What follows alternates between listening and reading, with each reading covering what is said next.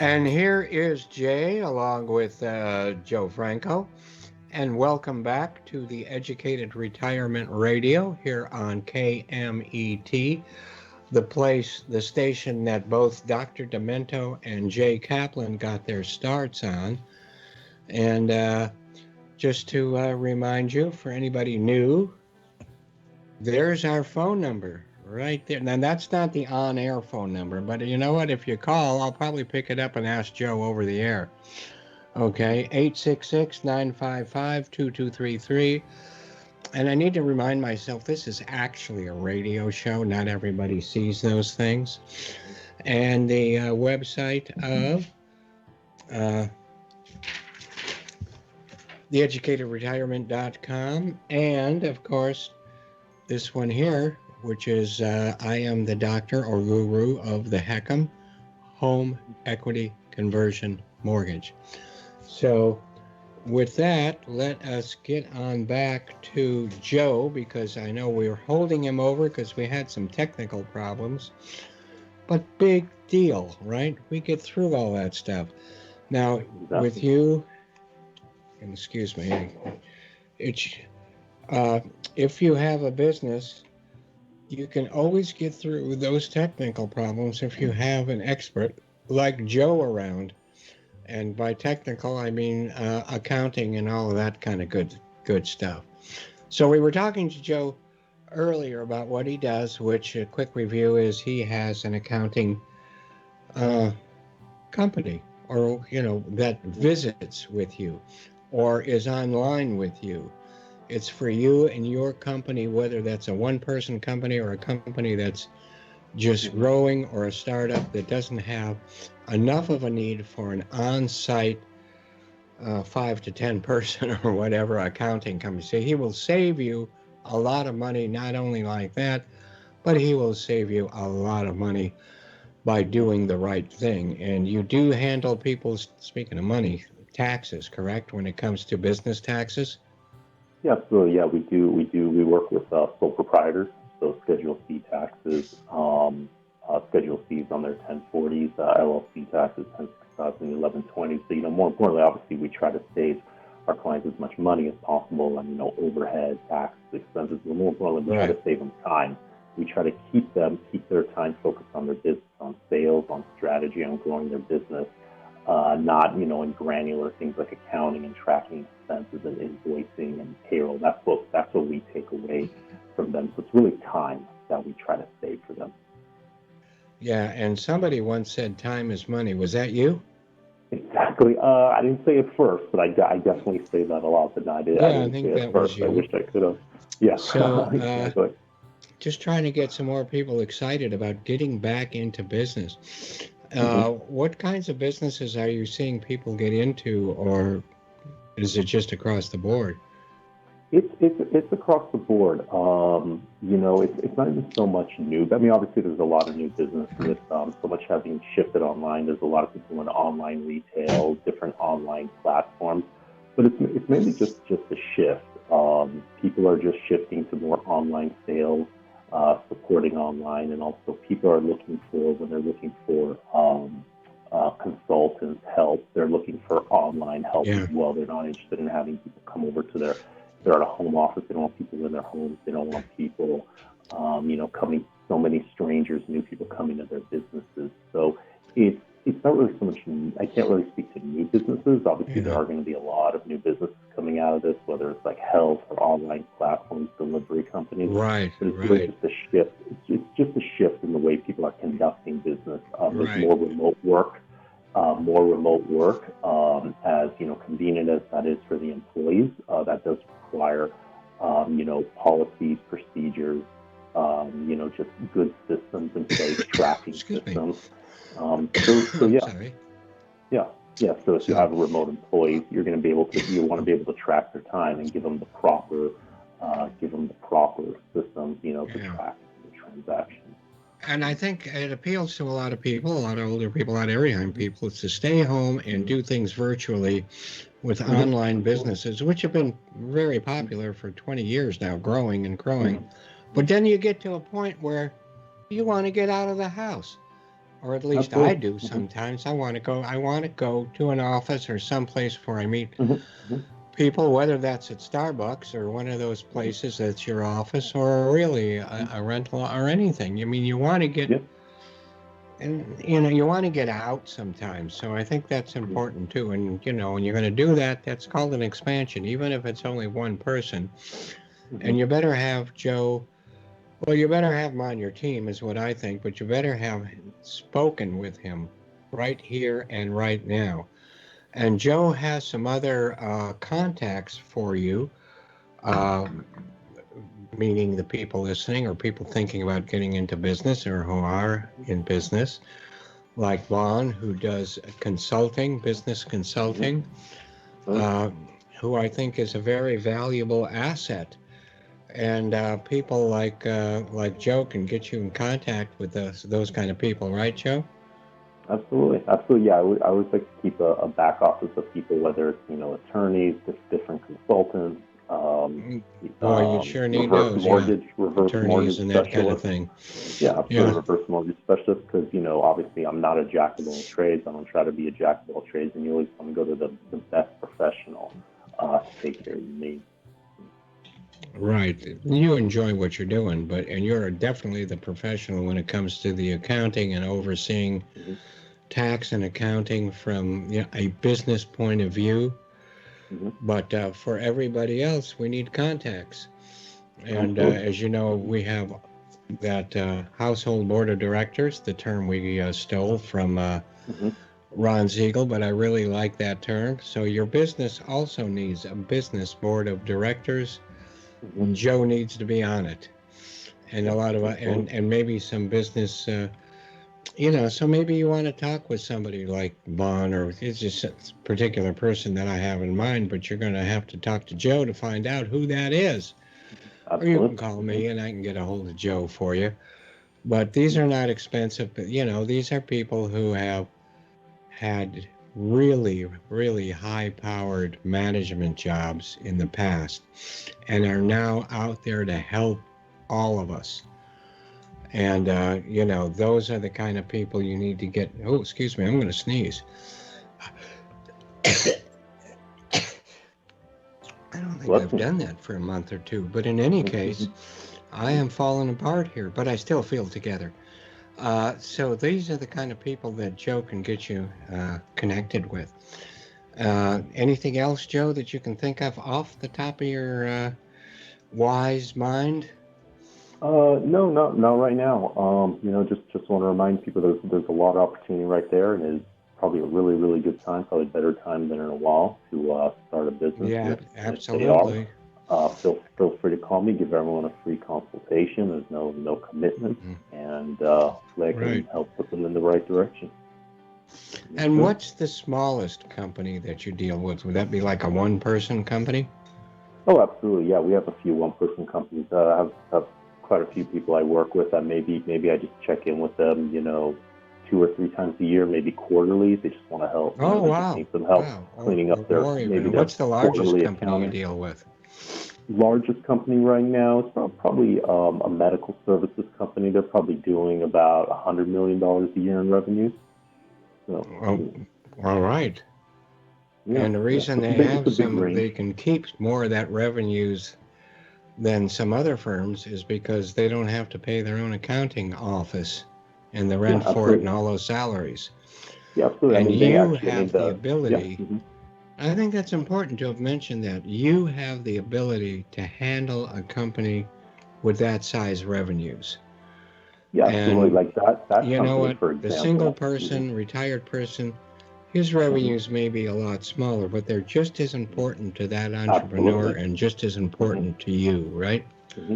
Yeah, absolutely, absolutely. I mean, some of our one-person companies, we may have a call or a check-in once a quarter. We just help clean up their accounting. Maybe they want to just do, check how did the quarter go? Am I missing anything? What are my trends? What can we do to expand our revenues? What are their best products or Right. service?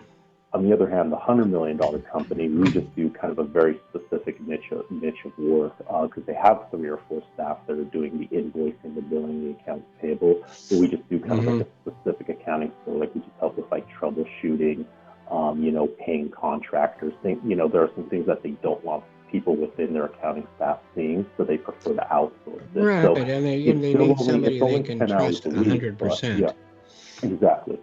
And So who can they trust companies, 100%? You, right? Right. I hope so. Yes. Yeah. Well, you should agree with that because that's what you've Of spent course. so much of your professional life building up that reputation, which is very, very strong around here. So before we probably should let you go, it's about 15 minutes after, and we had those technical difficulties, so we kept you an extra 15 minutes. So unless there's something else that you really have in mind that you want to put across, give us your contact information and say that phone number kind of slowly and say it twice. Sure. Please. Sure. So first of all, thank you for having me. It's always a pleasure being on, and thanks for the extra time. Again, our phone number, 424-256-6458. That's 424-256-6458. And the website is theocigroup.com. Website, theocigroup.com, theocigroup.com. Perfect. Or it should be perfect for anybody that needs you. And who needs you? Everybody that's in business, that needs to keep track of that accounting stuff. And, it's going to save you so much. If you're a 1 or 2 person thing, I know there's QuickBooks and there's Peachtree and maybe some of those other things, but you know what? Those things aren't going to give you ideas on how to save more money. Those things aren't going to get things done for you because you're going to have to get on the software and do it all yourself. Yeah, so and you want to do it right. Joe is the way to save money. There. And as Joe once said many years ago, time is money. Absolutely. And you need to just, to have that peace of mind. That's what I think Joe is going to give you more than just about anything is peace of mind. So I know Joe is out where it's a little bit later right now, so we should probably let him, it's like 7:15 right now where you are, correct? Yeah, I'm on the East Coast right now, so it's just 7:15 on a Friday evening. I think you need to get some family time because You're going to get right back to work right after that, right? And it's really been a pleasure having you on. It's really good to see you again. We got to do this more often. Absolutely. And I'm fully vaccinated, and you probably are too, or will be soon. And we just need to get together again and have lunch. Or dinner. Sounds like a plan. Yeah. I mean, I'm all for it. I need it. It's like you guys out there need Joe to do your accounting. I need that great friendship to get, to be as strong as it is. So let me say goodbye and thank you, Joe, so much for spending this much time with us. We really appreciate it. My pleasure. Thanks for having me. Anytime, really. It's our pleasure, too. Take care of yourself, okay? You too. Thanks, Sam. Bye-bye. So, Sean, are we ready to go here?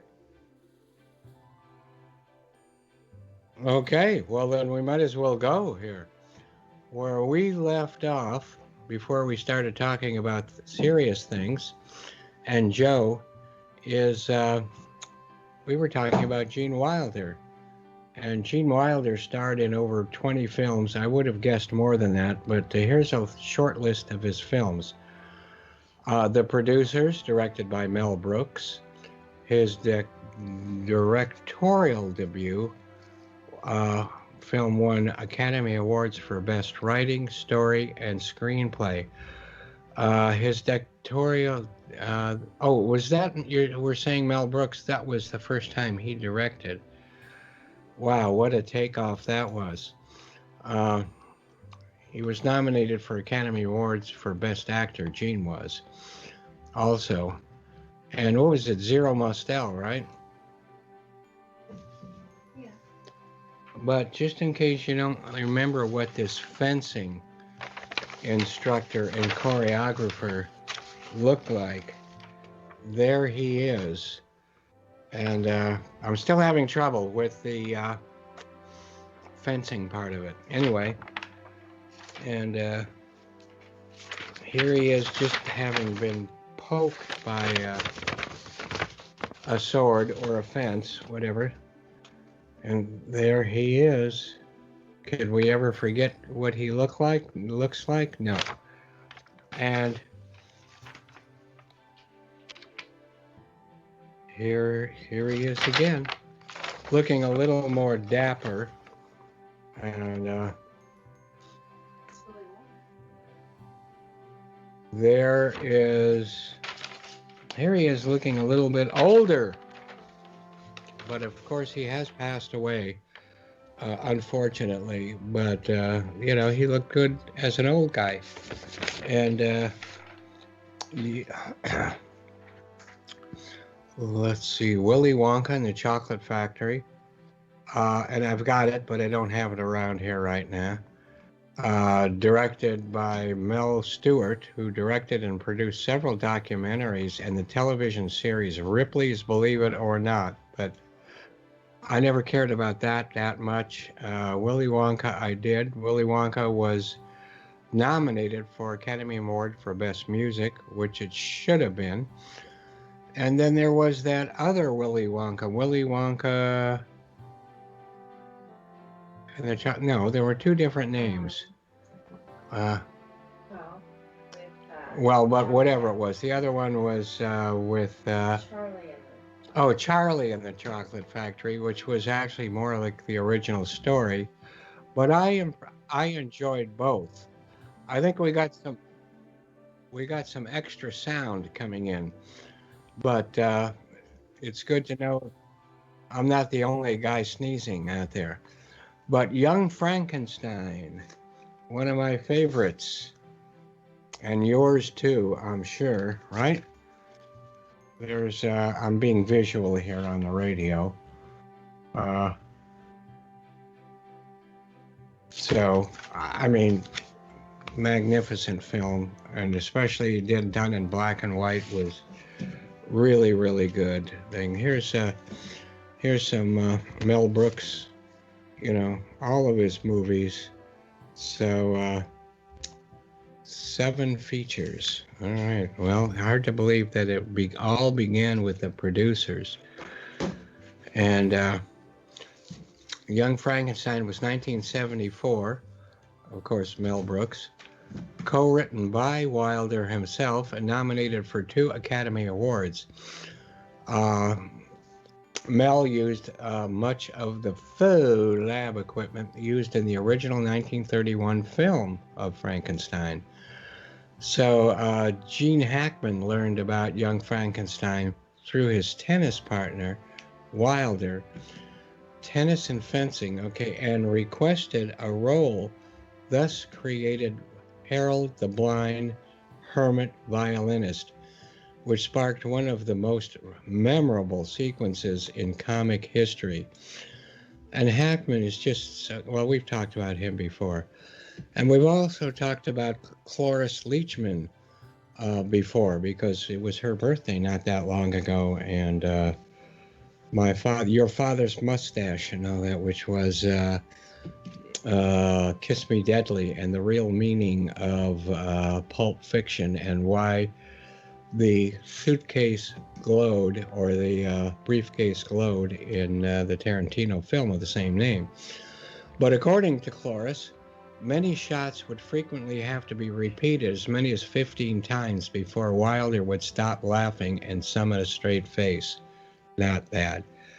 Blazing Saddles was not one of my favorite but enjoyable of the Mel Brooks movies, and it became very, very popular because of the bean scene, which we'll call beans, and something that people out in Beantown, you know, I can't even think of, because our guest was talking to us from Beantown. Oh, Boston? Boston, yes. Boston-based. So it was co-written by Blazing Saddles. It was co-written by Richard Pryor. Film nominated for 3 Academy Awards, and John Wayne was actually asked to read the script for Wilder's role, and he apparently chose not to join, although he really thought it was funny.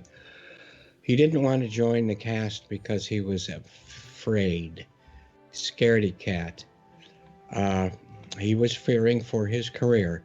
So Johnny Carson turned it down as well. He probably would have been good. Anyway, there's Silver Streak, which I love, and you know I love trains, so I've done that. Silver Streak, I think we probably talked about a few times. Here's a laser disc of that again. Got it? I think you got it. Patrick McGoohan, and I know we've talked about The Prisoner not that long ago. And just to let you know, Silver Streak was 1976, directed by Arthur Heller, co-starred Richard Pryor and Patrick McGoohan. The film was nominated for 1 Academy Award for Best Sound. And just to let you know, we found that there's another film much earlier than that. I don't remember the year. Oh, 1935 or something. I haven't seen it, but I sure want to. Is that a great looking poster or what? So, streamlined saga of streaming steel on its heroic race with death. And yes, that's great. Just great. That's the front of the train, because they did build some trains like that, but I thought it was after the 30s. But that doesn't matter right now. I'm going to try to find this film. I'm thinking it may not be on Netflix or whatever, but it just might be on YouTube. But you know who's very famous and on YouTube? I am. Okay, now there's a 4th birthday that we're going to talk about a little bit. Jerry Ulsmann, Uelsmann. And he came into this world June 11th, which is today, 1934. So Jerry is an American photographer and was an early exponent of photomontage in the 20th century America, which led, of course, to photochemical painting by the famous Kathleen Kaplan, which we'll get into in a bit. But Jerry was born in Detroit, just like I was, and while attending public school, Bagley Elementary School for me, 7 Mile Road, at the age of 14, though, I was already out of Detroit. And at 14, I was in Pomona. At the age of 14, he became interested in photography. He believed that through photography, he could exist outside of himself to live in a world captured through the lens. Despite poor grades, go get him. I love that. He managed to land a few jobs, primarily photographs of models. Jerry eventually went on to earn a BA from Rochester Institute of Technology, Rochester, New York. Of course, that's Eastman Kodak country, I believe. And degrees from Indiana University, and taught photography at the University of Florida. He had his first solo exhibit at the Museum of Modern Art. And I'm going to show you let me show you what he looks like, or looked like. I mean, he's still around. Born in 1934. That shows him with, I'm going to tell you how many enlargers he worked with at one time, which is quite a bit. Hold it up now, Jay. Yeah, you're doing okay. Okay, let me just describe them first.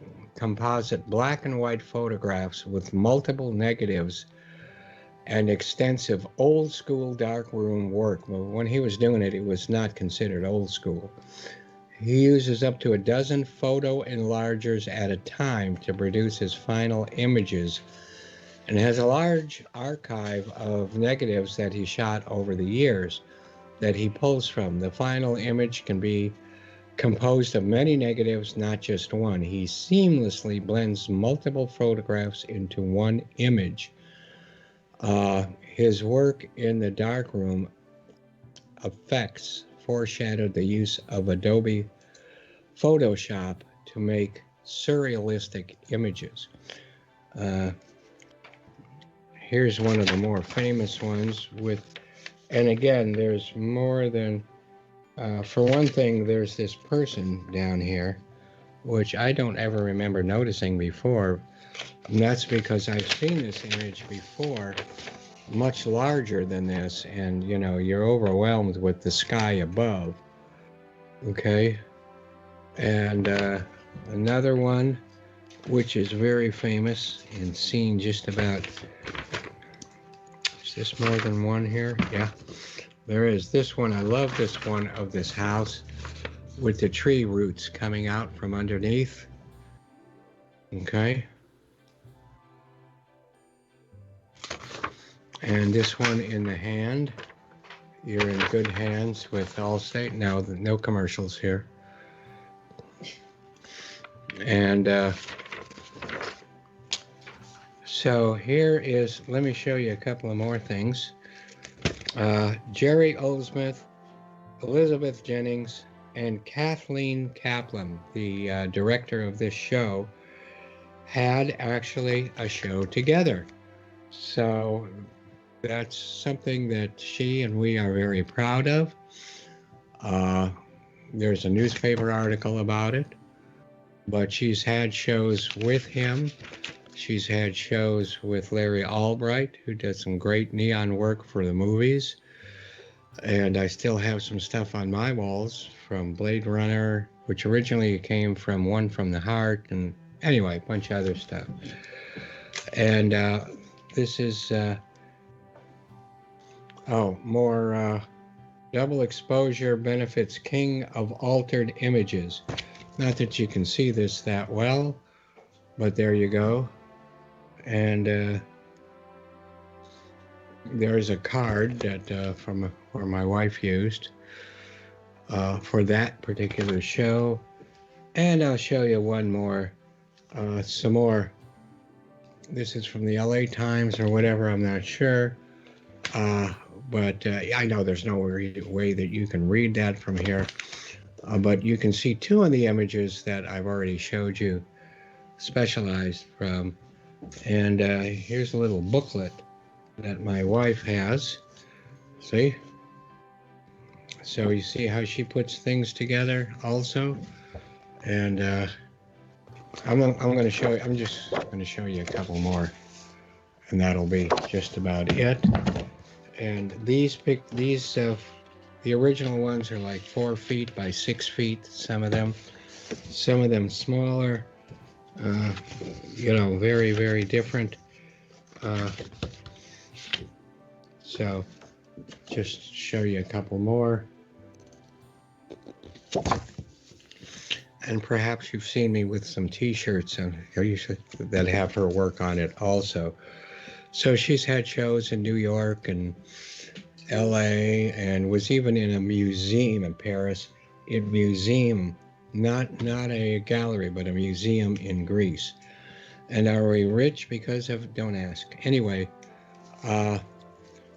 regarding digital techniques, Oldsman says, I am sympathetic to the current digital revolution and excited by the visual options created by the computer.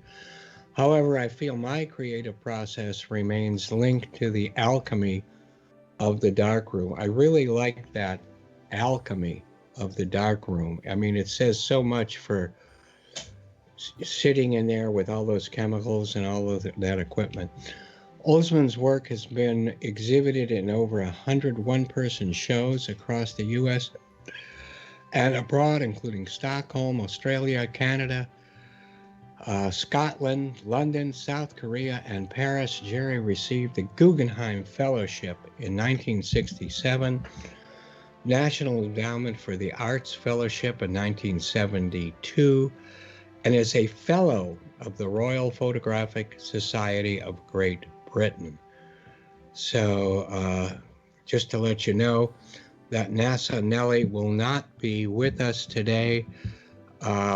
She got a message from HAL 9000 and was asked to replace some parts, so she's out doing a walk in outer space to replace that part, but hopefully she'll be back next week. We have another birthday. I mean, we did talk a little bit about reverse mortgages when we talked to Joe, so I don't want to overdo it, but, you know, we can always do it. But whose birthday else are we going to go through? A guy who I can't believe just died a month ago, I believe it was. Chick Corea. And I'm going to show you some albums. I have, you know, if you put albums next to each other vertically, I bet I have 2 feet in them. Okay? But that's one picture of him. And here is another picture of him.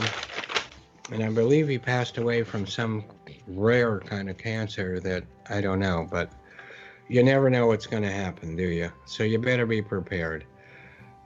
So here is another picture. This is an American jazz composer, keyboardist, band leader, occasional percussionist, and he was born Almedo and Armando Anthony Chick Corea, born in Massachusetts of Southern Italian descent. His father was a jazz trumpeter who led a Dixieland band in the 1930s and 40s, and acquainted him with the piano at the age of 4.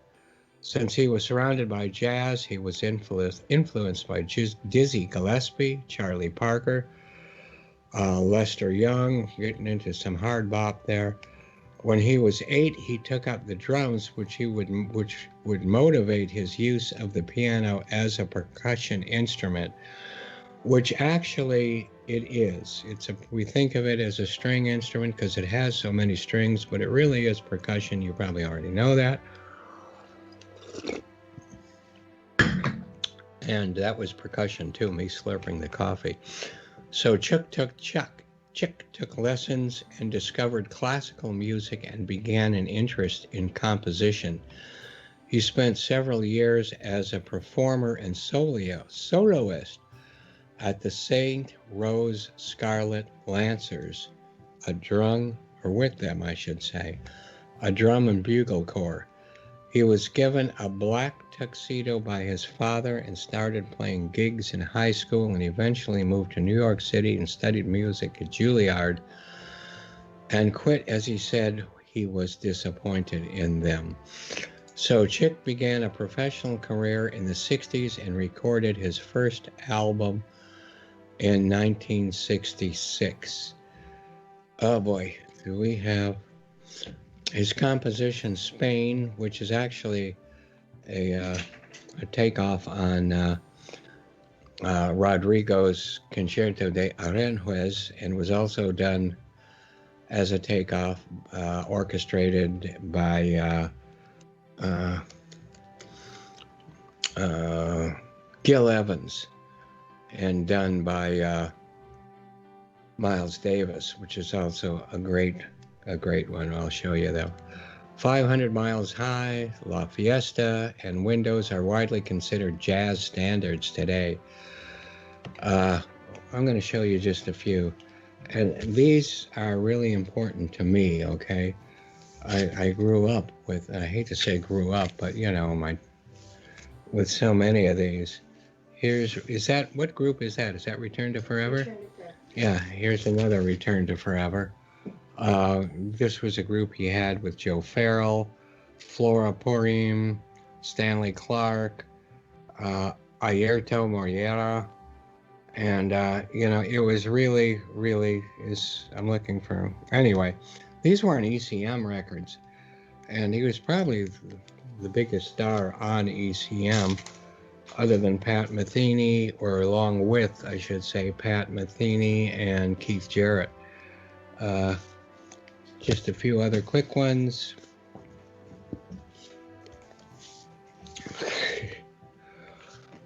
Oh, wait a minute. What's on the inside here? Oh, okay. And to show that he could actually do jazz standards also, there's this, and there's that, and there's earlier, along with Gary Burton on Vibes. I always love this. There's just the two of them. And this was with Anthony Braxton. This was a group he put together, more experimental. And I think you remember Anthony Braxton. We talked about him. Was it last week? I think it was last week, where he had to go get on a giant ladder in order to get to the mouthpiece of it. So this was one he did, was a very special night in Paris. This dream was realized. So we have on here, we have Anthony Braxton, reeds and percussions, Chick on piano, Dave Holland, bass and cello, and Barry Altschul on percussion. And it's really songs by Wayne Shorter, Anthony Braxton, Dave Holland, just really, really good stuff.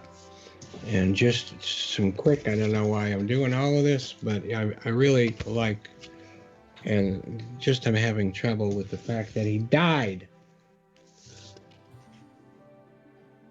Another Return to Forever.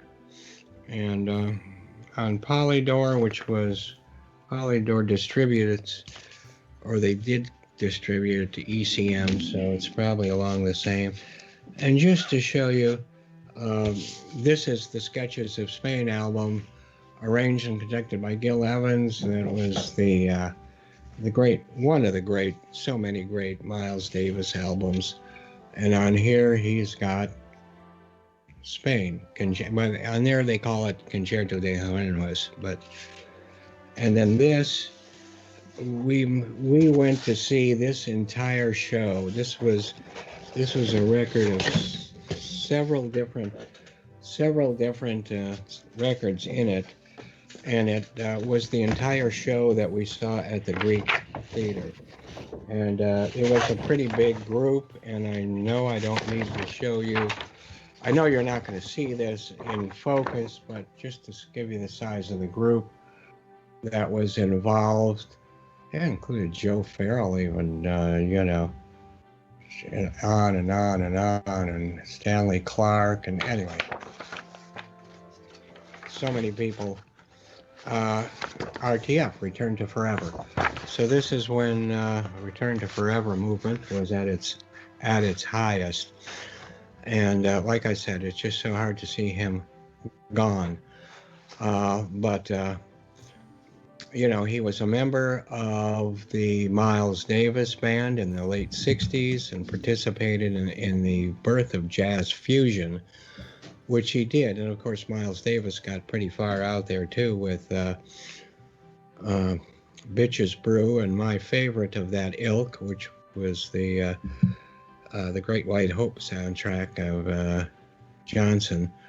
But in the 70s, he formed the band Return to Forever along with Herbie Hancock, McCoy Tyner, Keith Jarrett, Bill Evans, boy, talk about piano players, Stanley Clark, and others. He later formed, so I mean, these people, these greats, they went after him. I mean, he had the clout to get these people together. And then the avant-garde band, which we mentioned, Circle with Anthony Braxton. So through the years, he produced over 100 albums, won 25 Grammys. I don't think we've ever had anybody we talked about on the show that had that many Grammys. And he was nominated over 60 times. And Chick was introduced into the Grammy Hall of Fame. I got one more person we're going to talk about because I really like this person, and that's Ouija. Ouija was born on the 12th. That's one day away. And he was born in 1899, and he left us in 1968, so not nearly long enough. Luigi was a photographer and photojournalist known for his stark black and white street photography in New York City. Asher Felling was his name, and he was born near Lemberg in Austrian Poland.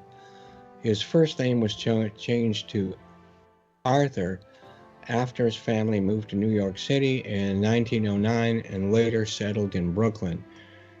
This is again a show about a lot of great photographers, so he took numerous odd jobs, worked as a street photographer and as assistant to a commercial photographer. In 1924, he was hired as a darkroom technician by Acme News Pictures, later known as United Press International Photos, and went on to become a freelance photographer.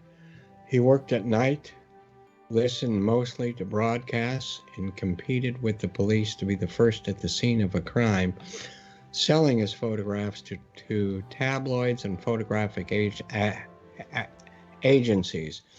There was that film Nightcrawler that was out a couple of years ago. It was really a good film, but that's not about this guy.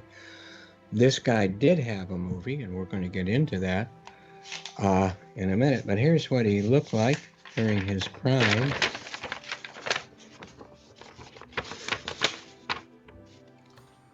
See him? And there's another picture of him, a little older, right? Do we know who the other person is? Would you notice the cigar? I believe I was told he was never without a cigar. And here's a really good picture of him, I think. The cigar and the camera. What more could anybody ask for? Here's his real claim to fame, though. He did write a book called Naked City. That should sound familiar to everyone. This is a first edition, so I need to be careful with it. But I think the most important picture is right here, which shows his office. We talked with Joe about different places where people have their offices, whether it's a rented office or whether it's a Starbucks. This guy, Luigi, the trunk of his car was basically his office. So I don't know if there's pictures everywhere in here, but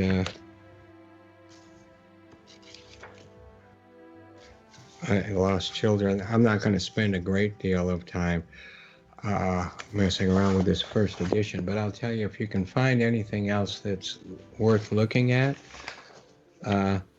let's do it, okay? Here's another picture that he took of people looking through a telescope, which reminds me of when we put up our telescope at the UFO crash landing in Anaheim. Now, I also remember looking at the moon through a telescope that I paid $1 to do at the Café du Monde in New Orleans quite a while ago. So, what is this? All right, so what is that of? No, just a picture he took? Yeah, so.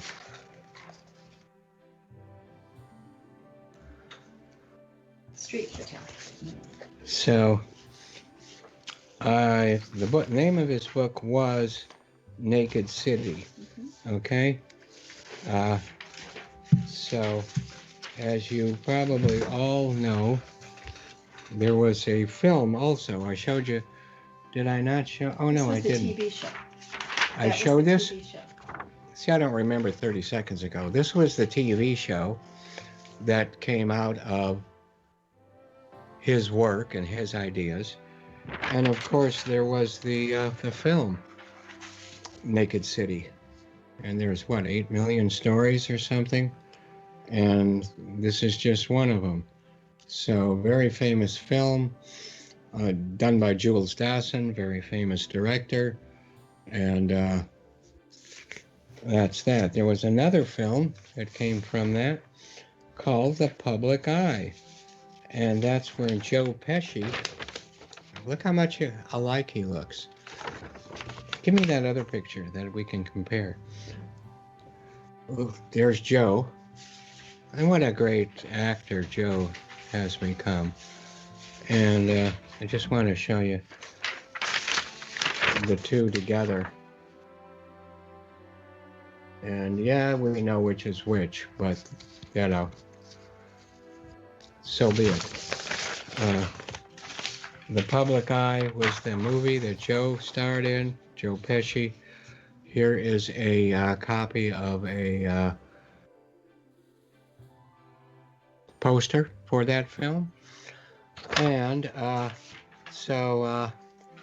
his photographs centered around Manhattan, police headquarters, and were published by the Daily News and Life magazine even. He said, "I didn't wait till somebody gave me a job. I went and created a job." And that's what we were talking about with Joe. Go create yourself a job. And he created a job as a freelance photographer.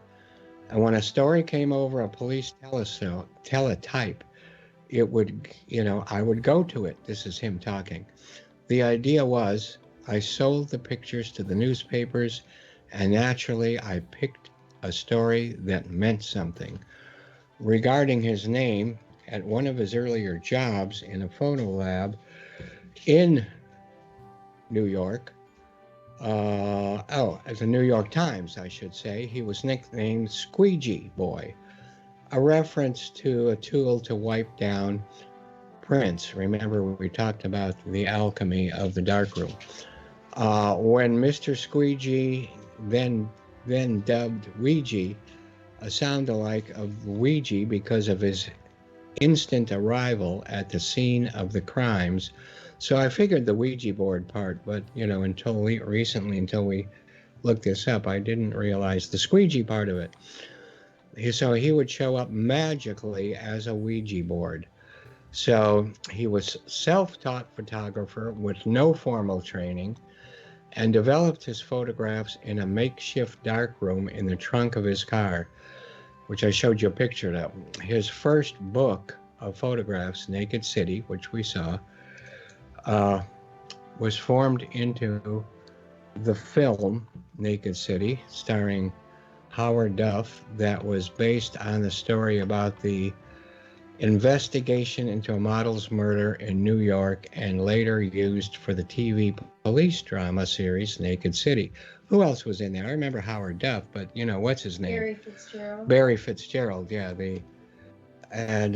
Which ran, and the Naked City on television ran 4 seasons, starring James Franciscus. It ran from 1958 to 1963. Also, William Shatner, Christopher Walken, Diane Carroll, Jack Klugman, Robert Duvall, to name a few, all starred in that series. After his death, over 16,000 photographs and 7,000 negatives were donated to the Ouija archive, to the International Center, donated to the Ouija archive. I think it means from the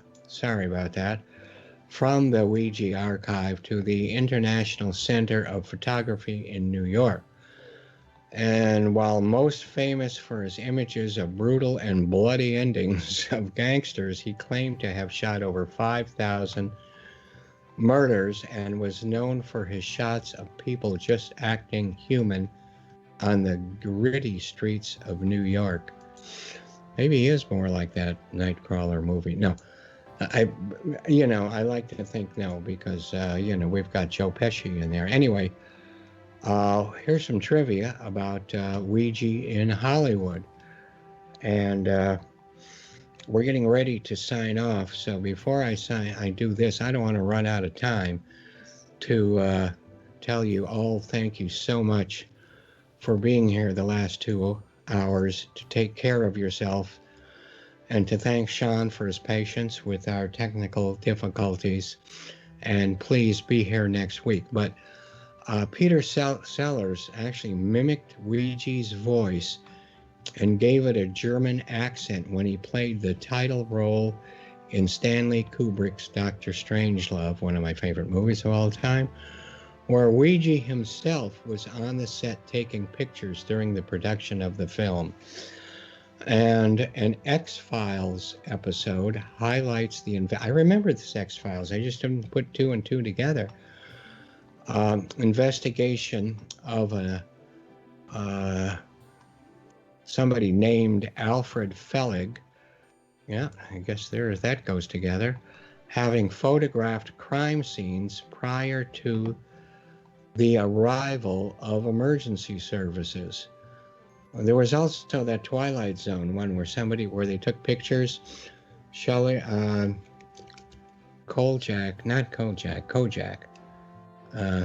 Terry Savall, Terry, whatever his name is. Yeah. I remember the last scene, they took a picture of the sidewalk and they found their dead bodies were down there. Yeah. Anyway, the 1992 film, The Public Eye, with Joe Pesci and Stanley Tucci, another guy I really like, was loosely based on Ouija. Joe played Leon Breezy Bernstein, a freelance crime and street photographer for the city of New York. For the city's tabloids, saying, "Nobody does what I do, nobody."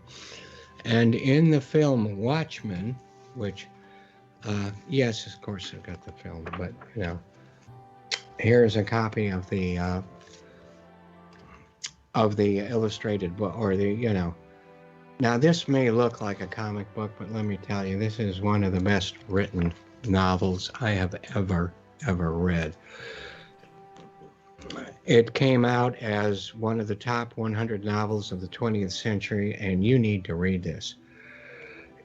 I mean, don't let the fact that the comic book part put you off. Anyway, in the film Watchmen, the Minutemen had their photograph taken in 1949, and the Night Owl shakes hands with the photographer and says, "Thank you, Ouija." A Ouija quote, "What are you kidding? It's a zoo out there. 2 deli stick-ups at 12 on the dot, and one of the perps getting plugged. I got the picture. Roulette joint busted on 68th Street. Society types, you should have seen the penguins run. 4 a.m. bars close. Guys asleep in Bowery doorways, but just before dawn is the worst. Despair City. The jumpers start out the window, off the roof. I can't even look." So that's the night, New York. It ain't grand, what a life. But I do think New York is grand. And we had some honorable mentions for birthdays we're not going to get into, but I am going to say one more time, thank you so much for being here, okay? And remember, Kaplan will be here at the same corner in front of the cigar store next week. Thank you so much.